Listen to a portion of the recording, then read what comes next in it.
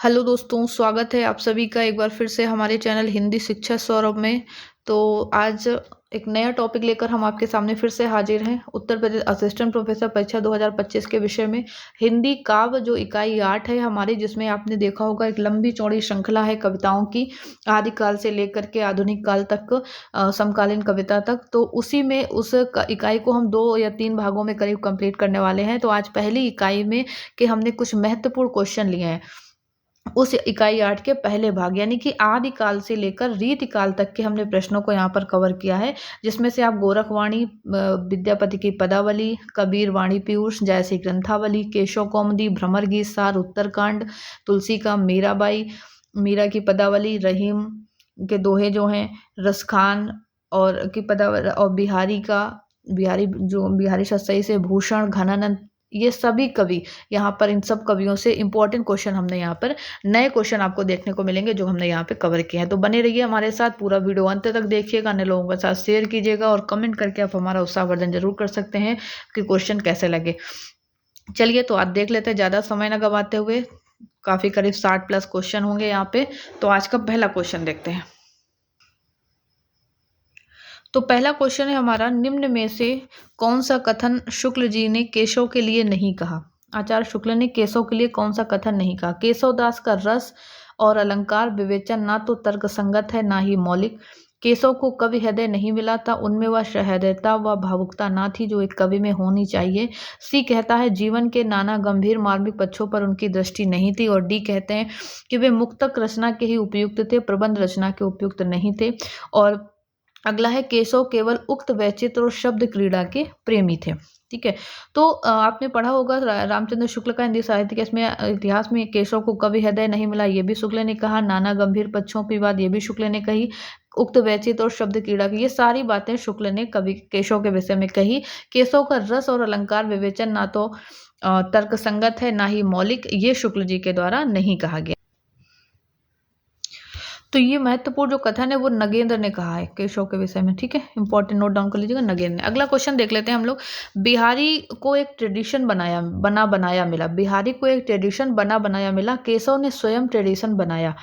अगर बिहारी की फलों की दुकान है जहां आपको मेवा तुरंत मिलता है, तो केशव वह माली है जिसने पौधे बोए थे। उपरोक्त कथन किसने कहा केशव के संदर्भ में?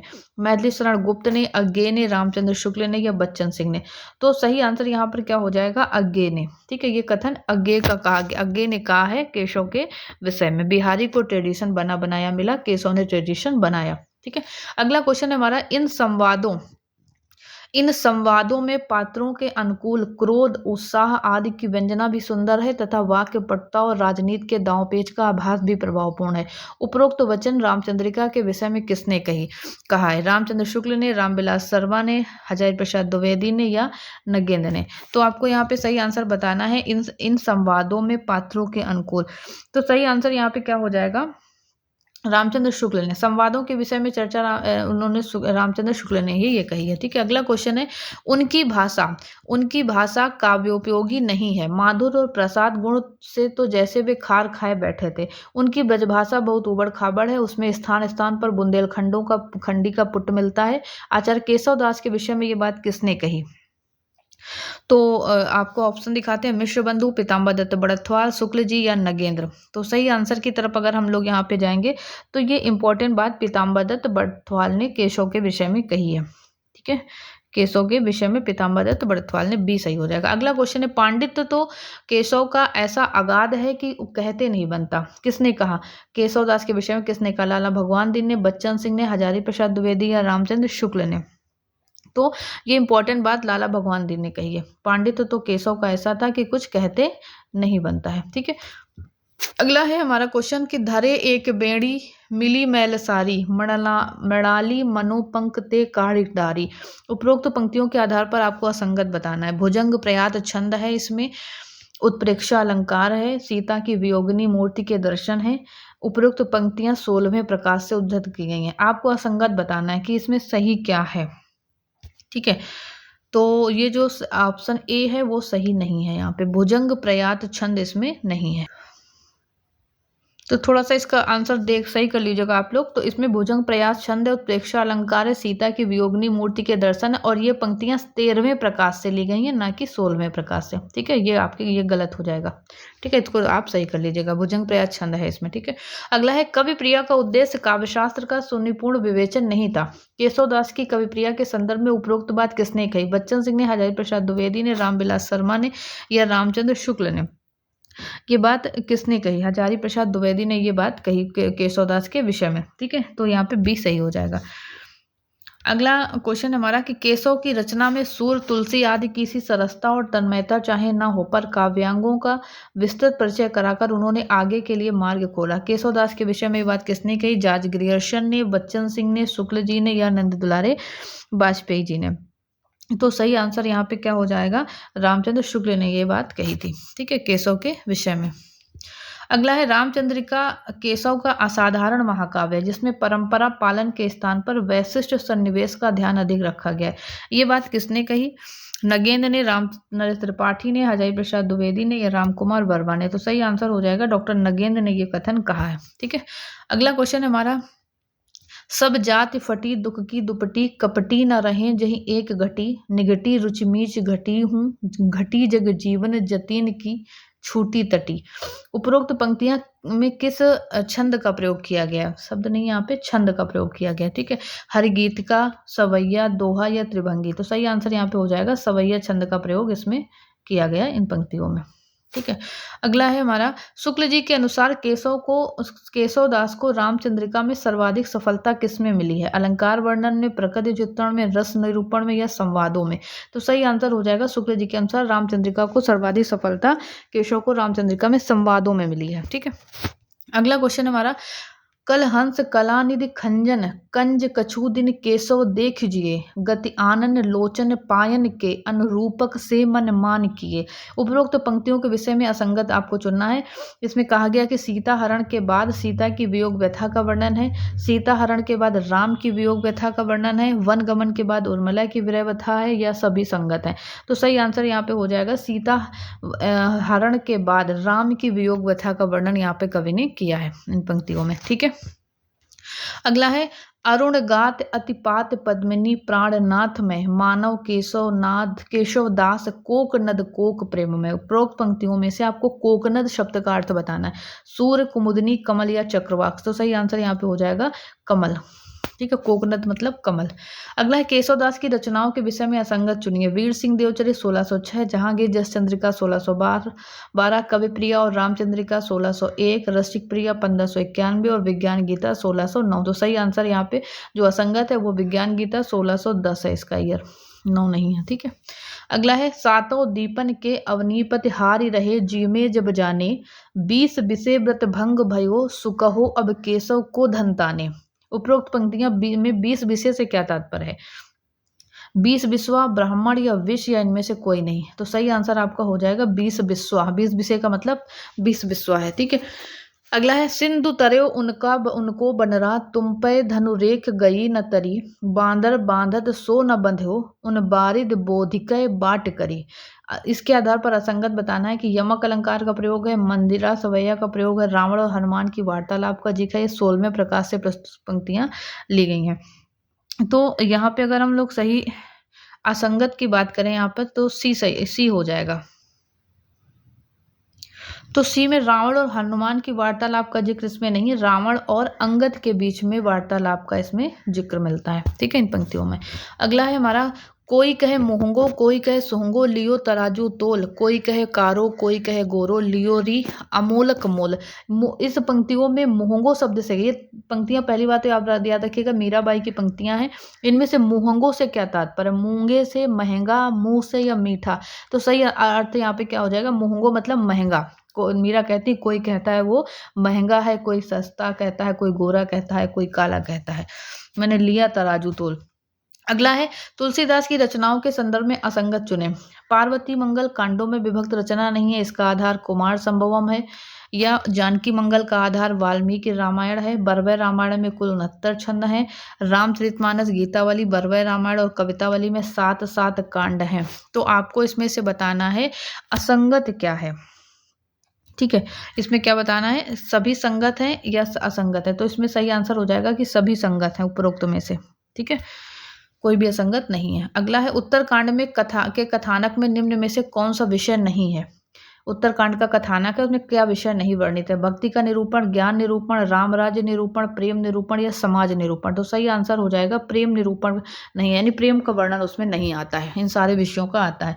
अगला है किस कांड को मानस का उपसंहार कहा जाता है। किष्किंधा, बालकांड, उत्तरकांड या लंका कांड को। सही आंसर हो जाएगा उत्तरकांड को मानस का उपसंहार कहा जाता है। अगला है तुलसी ने अपनी किस रचना में कलिकाल का वर्णन किया है। जानकी मंगल में, कवितावली में, बरवै रामायण या रामचरितमानस में, या बी और सी। तो बी और सी, ठीक है, बी और सी, यानी कि कवितावली और रामचरितमानस में तुलसी ने कलिकाल का वर्णन किया है। ठीक है, अगला क्वेश्चन है, देखत रूप मदन मोहन को पियत पीयूष न मटके, वारिज भवां अलक टेढ़ी मानो अति सुगंध रस अटके। उपरोक्त पंक्तियां किसकी हैं। मीराबाई, कुंभनदास, सूरदास या कृष्णदास। तो सही आंसर हो जाएगा मीराबाई की उपरोक्त पंक्तियां हैं। ठीक है, अगला है तुलसी की रचनाओं में असंगत बताइए। नागरी प्रचारणी सभा की खोज रिपोर्ट के अनुसार तुलसी की 35 रचनाएं हैं। मिश्र बंधु, जॉर्ज ग्रियर्सन और रामचंद्र शुक्ल के अनुसार 12 रचनाएं हैं। शिव सिंह सेंगर के अनुसार तुलसी की 18 रचनाएं हैं, और यह फिर सभी संगत हैं। ठीक है, तो सही आंसर यहाँ पे क्या हो जाएगा, सभी संगत है। ठीक है, ये जो जितने फैक्ट है ये सारे सही है। अगला है, स्वस्थ श्री तुलसी कुल भूषण दूषण हरण गोसाई, 12 बार प्रणाम करऊं अब हरऊं शोक समुदायी। उपरोक्त पंक्तियां किसने कही। तुलसीदास ने, मीराबाई ने, सूरदास ने या रसखान ने। तो सही आंसर यहाँ पे हो जाएगा मीराबाई ने ये पंक्तियां तुलसी को लिख के भेजी थी, तो मीराबाई की ये पंक्तियां हैं। ठीक है, अगला क्वेश्चन है, मीराबाई पर लिखित पुस्तकों में असंगत चुनिए। मीरा का काव्य विश्वनाथ त्रिपाठी, मीरा मंदाकिनी ब्रजरत्न दास, मीराबाई की पदावली परशुराम चतुर्वेदी, या मीरा की प्रेमवाणी रामलोचन शर्मा। आपको इसमें बताना है कि कौन सी असंगत है। मीरा मंदाकिनी ये असंगत है, ब्रजरत्न दास की रचना नहीं है। ठीक है, अगला है, जिन चरण ध्रुव अटल कीन्हे राखे अपनी शरण, जिन चरण ब्रह्मांड भेट्यो नख सिखो श्री भरण। उपरोक्त पंक्तियां किसकी हैं। सूरदास, रसखान, तुलसी या मीराबाई। तो सही आंसर यहाँ पे हो जाएगा, ये प्रस्तुत पंक्तियां मीराबाई की हैं। ठीक है, जिन चरण ब्रह्मांड भेट्यो, ये पंक्तियां मीराबाई की हैं। अगला क्वेश्चन है हमारा, भाषा पर ऐसा विस्तृत अधिकार किसी कवि का ना था। किस कवि का ना था। न सूर अवधि लिख सकते थे और न जयसी ब्रज। तुलसी के संदर्भ में उपरोक्त बात किसने कही। राम कुमार वर्मा ने, रामचंद्र शुक्ल ने, गुलाब राय ने या हजारी प्रसाद द्विवेदी ने। तो ये इंपॉर्टेंट बात कही रामचंद्र शुक्ल ने। ठीक है, अगला है, ये 2 बार क्वेश्चन हो गया। अगला क्वेश्चन है, अब तो बेल फैल गई आड़ाद फल होई, दूध की मथनिया बड़े प्रेम से बिलोई। किसने कहा। रसखान। किसकी पंक्तियां, मतलब रसखान की, मीरा की, सूर की या तुलसी की। तो सही है, इसमें जो पंक्तियां हैं ये मीराबाई की हैं। ठीक है, अगला क्वेश्चन है हमारा, मीरा के संदर्भ में असंगत बताइए। रामविलास शर्मा कहते हैं मीरा का काव्य स्त्री की पराधीनता का प्रत्याख्यान है। नामवर सिंह कहते हैं मीरा का काव्य नारी के मुक्ति का आह्वान है। डॉक्टर नगेंद्र कहते हैं मीराबाई का काव्य उनके हृदय से निकले सहज प्रेमोच्छ्वास का साकार रूप है। आचार्य शुक्ल कहते हैं मीरा का समस्त काव्य आंसुओं से सना एवं विरह से भीगा है। यह सभी संगत है। तो सही आंसर यहाँ पे आ जाएगा कि सारे कथन सही हैं, जो जिसने कहा उसी का ये कथन है। ठीक है, अगला है, कबीर जैसी और सूर के सामने चुनौतियां भाव जगत की थी। मीरा के सामने भाव जगत से अधिक भौतिक जगत की चुनौतियां थीं। उनकी चुनौतियां तथा कठिनाइयां पारिवारिक और सामाजिक जीवन की थीं। मीरा के संदर्भ में ये बात किसने कही। डॉक्टर बच्चन सिंह ने, नरोत्तम स्वामी ने, मैनेजर पांडे ने या हजारी प्रसाद द्विवेदी ने।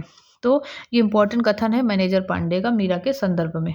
ठीक है, अगला क्वेश्चन है, तुलसी के विषय में असंगत बताइए। तुलसी का काव्य समन्वय की विराट चेष्टा है, हजारी प्रसाद जी कहते हैं। विश्व कवि विश्वनाथ प्रसाद मिश्र ने कहा। भारत का सांस्कृतिक सूर्य निराला ने कहा। आनंद वन का वृक्ष लाला भगवान दीन ने कहा। हिंदी कविता कानन का सबसे बड़ा वृक्ष विजयेंद्र स्नातक ने कहा। तो जो असंगत है वो आनंद का वृक्ष, ये विजयेंद्र स्नातक ने नहीं कहा था। ये उनके द्वारा नहीं कहा गया, असंगत है। ठीक है, अगला है गगन मंडल में अनहद बाजे पिंड पढ़े तो सतगुरु लाजे। ये पंक्ति किसकी है? सरपा, सबरपा, गोरखनाथ या चरपटनाथ की? तो सही आंसर हो जाएगा यहाँ पे गोरखनाथ लिखा हुआ है। ठीक है, इसको आप नोट कर लीजिएगा, ये गोरखनाथ की पंक्ति है, गगन मंडल में अनहद बाजे। ठीक है, अगला है निम्न में से कौन सी रचना मीराबाई की नहीं है? नरसिंह जी को मायरो, विरह मंजरी, फुटकर पद, राग सूरठ या गीत गोविंद की टीका? तो सही आंसर हो जाएगा विरह मंजरी मीराबाई की रचना नहीं है। अगला है सुनी है कि नाही ये प्रगट कहावत जू काहे कल्पाए है सू कई कल्पाए हैं। इन घनानंद की इन पंक्तियों में कौन सा अलंकार है? संदेह, भ्रांतिमान, यमक और श्लेष? तो यहाँ पे यमक अलंकार हो जाएगा, कल्पाए और कल्पाए। ठीक है, एक ही शब्द दो बार आए, दोनों का अर्थ अलग अलग हो, वहां पे यमक अलंकार होता है, तो ध्यान रखिएगा। अगला है सूरदास का पद आयो घोष बड़ो व्यापारी किसकी ओर संकेत करता है? कृष्ण की ओर, उद्धव की ओर, नंद की ओर या अक्रूर की ओर? तो सही आंसर हो जाएगा उद्धव की तरफ ये संकेत किया गया। अगला है भ्रमर गीत पदों में गोपियां उद्धव को इन वचनों से संबोधित करती हैं। जोग सिखावत पाड़े, ज्ञान की महल, घोष बड़ो व्यापारी, मधुकर मधुमतवारे, निर्गुण नदिया मदारी? तो यहाँ पर सही हो जाएगा आंसर कि आवत जोग सिखावत पाड़े। ठीक है, ये हो जाएगा, और ए सी और डी मधुकर मतवारे और घोष बड़ो व्यापारी, ये तीनों यहाँ पे संबोधित करती हैं इन नामों से गोपियां उद्धव को। अगला है पहले घन आनंद सींच सुजान कहीं बतिया अति प्यार पगी, अब लाए वियोग की लाए बलाए बढ़ाए बिसास दगान दगी, अखियां दुखियानी कुबानी परी, न कहूँ लगे कौन धरी घरी सुलगी, मत थौर थकी न लहे ठिठकी ठिक ठौर अमोही के मोह मिठास ठगी। उक्त पंक्तियों सवैया में प्रयुक्त लाए में कौन सा अलंकार है? यमक, श्लेष, विप्सा या अभंति? तो आपको बताना इसमें कौन सा अलंकार है। ठीक है, तो सही आंसर हो जाएगा यहाँ पे यमक। ठीक है, अगला है फटिक भूमि पद कर पग छाया, ये शोभा अति राजती, करि करि प्रतिपद प्रतिमनि वसुधा, कमल बैठकी साजती। उपरोक्त का पंक्तियां किसकी हैं? तुलसी, मलिक मोहम्मद जैसी, सूर्या कबीर की? तो आप ये देख सकते हैं सूरदास की हैं, ये बाल लीला का वर्णन किया है उन्होंने। ठीक है, अगला है विद्यापति की पदावली में वर्णित मुख्य विषय क्या है? राजनीतिक द्वंद्व, वया संधि, पुरुष परीक्षा या अनमेल विवाह? तो सही आंसर यहाँ पे क्या हो जाएगा? विद्यापति की पदावली के विषय में राजनीतिक, वया संधि और अनमेल विवाह, ये इनके विषय हो जाएंगे। ठीक है, अगला है जय पंखी के नियर होई कहे बिरय के बात, सोई पंखी जाई जरी तरवर होई निपात। इस दोहे में अत्युक्ति है, लेकिन आगे कहते हैं यह संवेदना अभिव्यक्ति के रूप में है, परिणाम निर्देश के रूप में है, केवल ऊहात्मक पद्धति के लिए है या अभिधात्मक अर्थबोध के लिए है? तो आपको यहाँ पे बताना है कि यहाँ पे क्या है, सही हो जाएगा। तो सही आंसर यहाँ पे हो जाएगा ए, संवेदना अभिव्यक्ति के लिए। अत्युक्ति अलंकार है, अत्युक्ति है, लेकिन क्या है? संवेदना अभिव्यक्ति के लिए है। ठीक है, जय पंखी के नियर हो, विरय कहते हैं जिसके नीचे जा कर के वो विरय की बात कर देती है, वो तरिवर हो ही निपात, उस पक्षी वो पेड़ वो वृक्ष जलकर उसके पत्ते विहीन हो जाता है, सोई पंखी पक्षी जल जाता है, ऐसे विरय की अनुभूति जो वर्णन यहाँ पे नागमती वियोग से ये पंक्तियां ली गई हैं। ठीक है, अगला है मेरी भव बाधा हरो दोहे में प्रयुक्त झाई शब्द के सही अर्थ क्या? पूरा दोहा है ना, मेरी भव बाधा हरो राधा नागर सोई, या तन की झाई पर श्याम हरित दुत होई। तो इसमें कहते हैं जो झाई शब्द आता है, झाई शब्द का अर्थ क्या है? परछाई, झलक, मुस्कान या दृष्टि? तो आपको यहाँ पे बताना है कि झाई शब्द से क्या तात्पर्य है। ठीक है, तो सही आंसर यहाँ पे क्या हो जाएगा? झाई का मतलब होता है और झलक। ठीक है, ए और बी यहाँ पे सही हो जाएगा, परछाई और झलक, झाई शब्द से तात्पर्य है। अगला है नागमती वियोग खंड से संबंधित सही तथ्य हैं। ये 12 मासा शैली में लिखा गया है। 12 मासा की शुरुआत जायसी ने की। जायसी ने जेठ आषाढ़ी नामक 13वें महीने का उल्लेख किया है। नागमती के आंसुओं से सारी सृष्टि भीगी हुई जान पड़ती है। तो सही आंसर आपको यहाँ पे बताना है कि इसके विषय में सही तथ्य कौन सा है। तो सही आंसर यहाँ पे हो जाएगा, ये 12 मासा शैली में लिखा गया है और नागमती के आंसुओं से सारी सृष्टि भीगी हुई जान पड़ती। 1 और 4 यहाँ पे सही आंसर हो जाएगा, बाकी नहीं है। ठीक है, तो आप लोगों के लिए एक क्वेश्चन यहाँ पे हम छोड़ के जा रहे हैं कि क्वेश्चन जैसे यहाँ पे कहता है जायसी ने 12 मासा की शुरुआत की, तो आपको बताना है हिंदी में सर्वप्रथम 12 मासा का वर्णन किस रचना में देखने को मिलता है। ठीक है, हिंदी में बता रहे हैं, हिंदी में सबसे पहले 12 मासा का वर्णन किस रचना में देखने को मिलता है, आपको कमेंट करके बताना है। अगला क्वेश्चन है हमारा, घनानंद की कविता में निम्न में से कौन सी विशेषता नहीं पाई जाती है? भाषा की लाक्षणिकता, भाषा की व्यंजकता, उक्ति वैचित्र्य या संध्या भाषा। तो संध्या भाषा है जो घनानंद की विशेषता नहीं है। ठीक है, अगला है, म्यारा री गिरधर गोपाल दूसरा न कोया, दद मत घृत काण लया डार दिया दया छूया। इन पंक्तियों प्रयुक्त में छूया का क्या अर्थ है? छार, मट्ठा, मथानी या मक्खन। ये मीराबाई की पंक्तियां हैं, तो छुआ का मतलब होता है यहाँ पे मट्ठा। ठीक है, दधि मथ करके कहते हैं कि काढ़ लया, घृत काढ़ लिया, मक्खन निकाल लिया, उसके बाद बचता क्या है? मट्ठा ही तो बचता है। तो वो कहती है कि हमारा तो गिरधर गोपाल है, दूसरा ना कोई। ठीक है, मट्ठा सही हो जाएगा। अगला क्वेश्चन हमारा, घनानंद की कविता से संबंधित सही तथ्य बताइए। घनानंद ने वियोग व्यथा की सैकड़ों अंतरदशाओं के मार्मिक चित्र खींचे हैं। घनानंद ने सिर्फ कवित्व सवैयों की रचना की है। घनानंद के यहाँ प्रेम का विषय सांसारिक प्राणी भी हो सकता है और परमेश्वर भी। घनानंद की कविता अभिव्यक्ति मूलक है। तो यहाँ पे आपको आंसर बताना इसका क्या हो जाएगा। तो एक पहला, घनानंद ने वियोग व्यथा की सैकड़ों अंतरदशाओं के मार्मिक चित्र खींचे हैं और यहाँ प्रेम का विषय सांसारिक प्राणी भी हो सकता है और परमेश्वर भी। ये बी यहाँ पे सही हो जाएगा। अगला है, तपै लागी अब जेठ अषाढ़ी, मोह पीऊ बी छाजन भई गाड़ी, तन तिनऊर भा झूर खरी, भई बरखा दुख आगर जरी। इस पूरे कड़वक में नागमती की विरह दशा के बारे में ये विचार किसने कहा? ये आशिक माशूकों का निर्लज्ज प्रलाप नहीं है, ये हिंदू गृहिणी की विरह वाणी है। इसका सात्विक मर्यादापूर्ण मधुर मनोहर है। ये किसने कहा? चंद्रबली पांडे ने, रामचंद्र शुक्ल ने, माता प्रसाद गुप्त ने या श्याम मनोहर पांडे ने। तो ये इंपॉर्टेंट जायसी ग्रंथावली में रामचंद्र शुक्ल जी कहते हैं। ठीक है, इंपॉर्टेंट कथन है, नोट डाउन कर लीजिएगा। अगला है, केशव दास के विषय में शुक्ल ने क्या कहा? ये क्वेश्चन पीवाईक्यू में आया और हम पीछे इसको कर भी चुके हैं ना। केशव को कभी हृदय नहीं मिला, सहृदय भावुकता न थी, ये सारी चीजें इसमें सही है। अगला है, उत्तर कांड के कलयुग प्रसंग में तुलसीदास ने लिखा है, आचारहीन और वेद विरोधी लोग ज्ञानी और सन्यासी कहलाएंगे। माता पिता अपने बच्चों को मानव धर्म की शिक्षा देंगे। पत्नी के मर जाने पर घर गृहस्थी संपत्ति नष्ट हो जाने के बाद लोग लोटे पिटे लोग ही सन्यास ग्रहण करेंगे और कलयुग में अच्छा समय होगा और लोग सुखी होंगे। देखो, वो कहते हैं ना कलयुग में अच्छा समय होगा, ये तो उन्होंने कहा ही नहीं। और माता पिता बच्चों को मानव धर्म की शिक्षा देंगे, ये तो कलयुग में दिख रहा, आप भी देख भी सकते हो वर्तमान में। तो आचारहीन वेद विरोधी लोग ये सही है और पत्नी के मर जाने पर घर गृहस्थी ये सही है। बी, ए और सी यहाँ पे सही हो जाएगा। ठीक है, अगला है, कुछ हैंड रिटन क्वेश्चन भी है यहाँ पे।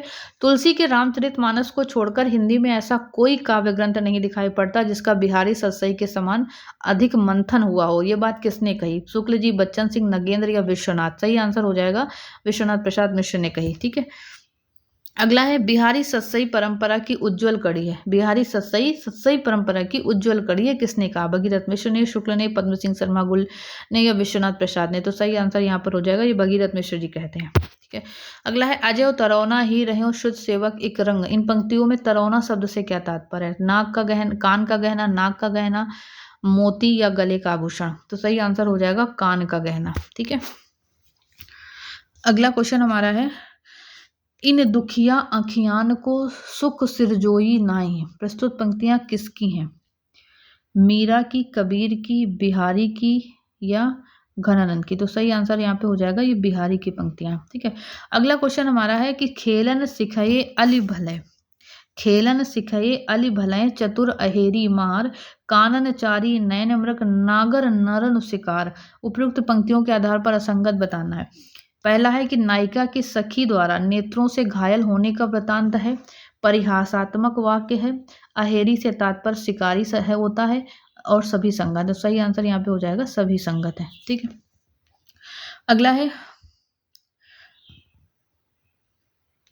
इसमें से क्वेश्चन ऊपर नहीं दिख रहा है, हम आपको बताते हैं घनानंद की कौन सी रचना नहीं है, आपको इसमें बताना है। तो ये सारी घनानंद की हैं, श्याम सनेही घनानंद की नहीं है। ठीक है, अगला क्वेश्चन हमारा, घनानंद के विषय में असंगत बताना है। प्रेम की यातना के कवि बच्चन सिंह ने कहा, रोमांटिक धारा का कवि शुक्ल जी ने कहा। विरह घनानंद के काव्य की पूंजी है भगीरथ मिश्र ने कहा। प्रेम मार्ग का प्रवीण और धीर प्रतीक रामचंद्र शुक्ल ने कहा। तो जो असंगत है वो विरह घनानंद के काव्य की पूंजी है, ये दिनकर ने कहा, ना कि भगीरथ मिश्र ने कहा। ठीक है। अगला है प्रेम की विषमता के निरूपण के लिए घनानंद ने विरोधाभास का सहारा लिया है, पर भाषा की मुहावरे दानी में कहीं बल न पड़ने पाया है। उपयुक्त शब्द घनानंद के विषय में कथन किसने कहा है? शुक्ल जी ने, बच्चन सिंह ने, विश्वनाथ प्रसाद मिश्र ने या दिनकर ने? तो सही आंसर यहाँ पर हो जाएगा विश्वनाथ प्रसाद मिश्र ने ये कथन कहा है। अगला है इंद्र जिमि जम्ब पर बाढ़ो ज्यों अम्ब पर रावण सुदम्ब पर रघुकुल राज है। किसकी पंक्तियां हैं? घनानंद की, भूषण की, मतिराम की या बोधा की? तो सही आंसर हो जाएगा ये महाकवि भूषण की पंक्तियां हैं। ठीक है। तो अगला क्वेश्चन है अवधू मन चंगा तो कठौती में गंगा, किसकी पंक्ति है? मलुकदास, विरूपा, कबीरदास या गोरखनाथ की? सही आंसर क्या हो जाएगा? गोरखनाथ की पंक्ति है। गोरखनाथ के समय के विषय में असंगत बताना है। हजारी प्रसाद 9वीं सदी, रामचंद्र शुक्ल 11वीं सदी, पीताम्बर दत्त 11वीं सदी, राहुल संकृत्यायन 845 ईस्वी। तो जो असंगत है रामचंद्र शुक्ल ने 13वीं सदी माना है, ना कि 11वीं सदी। आया भी था पिछली बार ये क्वेश्चन। ठीक है। अगला है हमारा इंद्र जिमि जम्ब पर बाढ़ो। हाँ, ये हमने भी देख लिया क्वेश्चन। अगला क्वेश्चन देखते हैं। हाँ, साही तनय सरजा तू द्वार प्रतिदिन दान को दुंदुभि बाजे। साही तनय सरजा तू द्वार प्रतिदिन दान को दुंदुभि बाजे। उपयुक्त पंक्तियां किस कवि की हैं? भूषण, मतिराम, ठाकुर या बोधा? तो ये भूषण की पंक्तियां हैं। ठीक है। अगला है अनुचित वचन न मानिए जदपि गुराए सुगाड़े। पंक्ति किस कवि की है? कबीर, रहीम, तुलसी या जयसी की? तो सही आंसर हो जाएगा रहीम कहते हैं कि अनुचित वचन न मानिए, चाहे वो बड़ों के द्वारा ही क्यों ना कहा गया। अगर अनुचित है तो हमको नहीं मानना है कतई भी। ठीक है। आगे है प्रेम पंत ऐसो कठिन सबको निबहत नाई। किसकी पंक्ति है? रसकान, मीरा, रहीम और जयसी? तो सही आंसर इसके रहीम की ही ये पंक्तियां हैं। ठीक है। अगला है ब्रह्म में ढूंढो पुराणन गानन बेदरिया सुनी चौगुन चायन। ये प्रस्तुत पंक्तियां किसकी हैं? रहीम की, मीरा की, सूर की या रसखान की? तो सही आंसर हो जाएगा रसखान की। अगला क्वेश्चन है हमारा कि धूरी भरे अति शोभित श्यामजू तैसी बनी सिर सुंदर चोटी। किसकी पंक्ति है? रसखान, सूरदास, रहीम या केशवदास? सही आंसर हो जाएगा रसखान की, है ना। धूरी भरे अति शोभित श्यामजू कैसी बनी सिर सुंदर चोटी, काग के भाग बढ़े सजनी, हरि हाथ से ले गयो माखन रोटी। की सारी इंपॉर्टेंट पंक्तियां इनकी। अगला है निम्न में से कौन सी कृति रसखान की नहीं है? सुजान रसखान, प्रेम वाटिका, दान लीला, अष्टयाम या मलार राग? तो मलार राग है मीराबाई की है, बाकी सारी रसखान की पंक्तियां रचनाएं हैं। अगला है अमावस के धरि झिलमिल चंदा, पूनम के धरि सूर। उपयुक्त पंक्तियां किसकी हैं? चरपटनाथ, गोरखनाथ, गैनीनाथ या जलंधर की? तो सही आंसर हो जाएगा गोरखनाथ की, गोरखवाणी से। ठीक है। अगला है इनमें से कौन सी रचना गोरखनाथ की नहीं है? कौल ज्ञान निर्णय, नरवय बोध, आत्मबोध, अभय मात्रा जोग, प्राण संकली या ज्ञान तिलक? तो आपको यहाँ पे सही आंसर बताना है कि इसमें से कौन सी उनकी नहीं है। तो आत्मबोध है वो गोरखनाथ की नहीं है। ठीक है। अगला है गोरखनाथ को हिंदी का प्रथम गद्य लेखक किसने माना? मिश्र बंधु, गणपति चंद्र, हजारी प्रसाद या राहुल संकृत्यायन? तो सही आंसर हो जाएगा यहाँ पे गणपति चंद्र, मिश्र बंधुओं ने गोरखनाथ को हिंदी का प्रथम गद्य लेखक माना है। गोरखनाथ ने अपने मत का प्रचार किन स्थानों में किया? असम, पंजाब, दिल्ली, हरियाणा, पंजाब या पंजाब राजस्थान? सही आंसर हो जाएगा पंजाब और राजस्थान में इन्होंने किया था।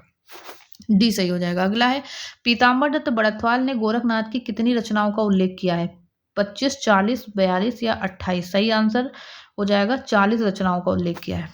अगला है कहानी सुहेड़ी रहड़ी सुहेली, कहानी रहणी बिन थोथी, पढ़िया गुढ़िया सूपा बिलाई, खाड़िया पंडित के हाथ रह। उपरोक्त पंक्तियों के विषय में असंगत चुनना है। अनुभवहीन पढ़े गुणे पंडित के हाथ में केवल पोथी रह जाती है। अनुभवहीन पढ़े गुणे पंडित बहुत ज्ञानी और समझदार होते हैं। कहना सुनना दोनों आसान नहीं है। तो सही आंसर यहाँ पे क्या हो जाएगा इसके आधार पे?